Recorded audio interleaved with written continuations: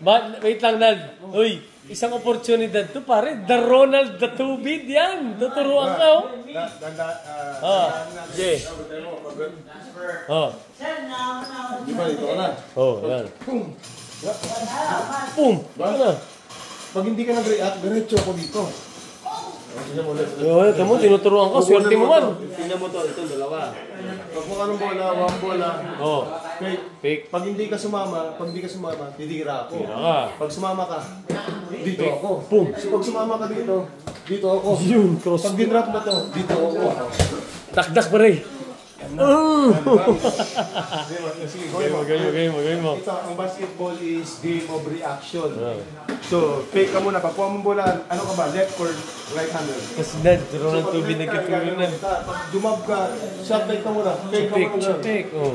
Pag jump, wait. Pumake ka. Sumabay ako. I-jump mo ngayon yung kaliwa mo. Pang! Nakita mo to? Yun, dakdak. Dakdak man. Takbo yan. Supa. Fake. Nakita mo, nakataglo. Pinapunta ka na dito. Fake mo muna. Fake. Pag hindi ako sumabay, tira mo. Tira mo na yan. Tira mo na yan. Tama yan. Ito. Ititira mo yan. Pero kailangan araw-araw mong practicein mo yan. Pag consistent ka na, shooter ka na. So, siyempre pag ganun mo, fake ka. Sumabay ako. Di ganun. Pag